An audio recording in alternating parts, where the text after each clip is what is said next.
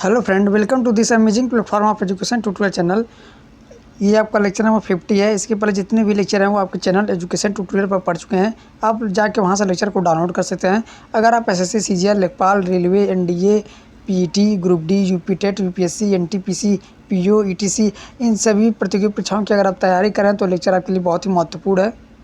देखिए, हमारा पहला प्रश्न क्या है कि वर्ल्ड सॉइल डे, विश्व मृदा दिवस कब मनाया जाता है। तो विश्व मृदा दिवस, वर्ल्ड सॉइल डे 5 दिसंबर को मनाया जाता है।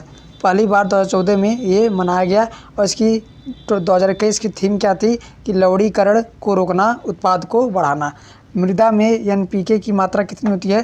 तो जो सॉइल होता है उनमें एनपीके की मात्रा, नाइट्रोजन, फास्फोरस, पोटेशियम की मात्रा 4:2:1 होती है। सॉइल हेल्थ कार्ड ये कहाँ लागू किया गया, सूतगढ़, श्री गंगानगर। आगे देखिए, कपास के लिए कौन सी मृदा जरूरी होती है। कपास खेती के लिए कौन सी मिट्टी लाभदायक होती है। तो black soil. Badminton world federation ने 2021 प्लेयर ऑफ द ईयर पुरुष में किसे चुना गया है।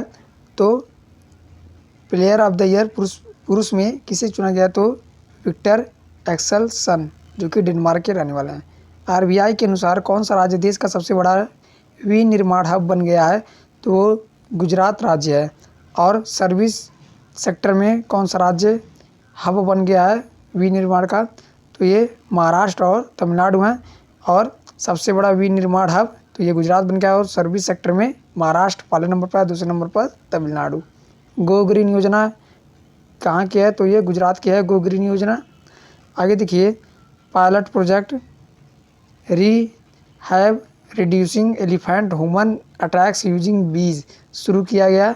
पायलट प्रोजेक्ट मतलब मधुमक्खियों के द्वारा मनुष्य को हाथियों से बचाना, उन अटैक को बचाना, ये असम राज्य के द्वारा स्टार्ट किया गया है। Rehab pilot project reducing elephant human attack using बीज। नवीनतम राष्ट्रीय उद्यान कौन सा है, तो दिहिंग पटकई नेशनल पार्क है। असम का नेशनल पार्क है दिहिंग पटकई।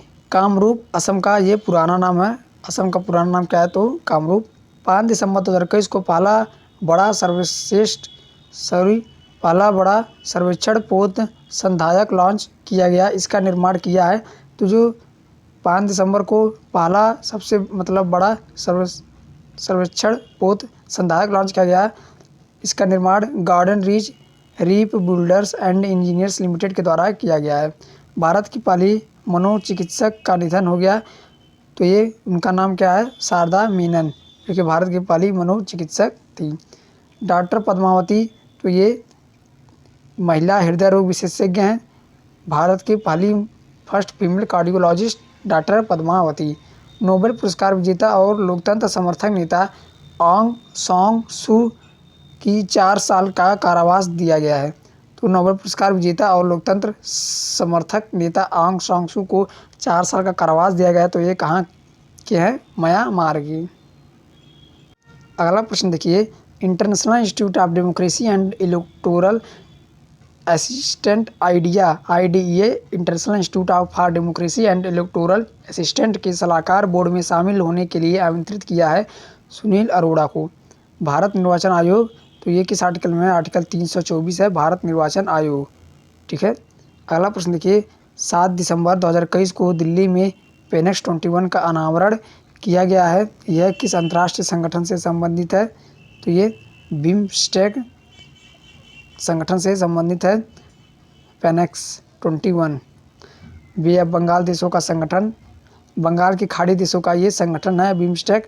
इसमें कौन कौन से देश शामिल हैं, इसमें 7 देश शामिल हैं। देखिए, Bangladesh, India, Myanmar, Sri Lanka, Thailand, Nepal, Bhutan.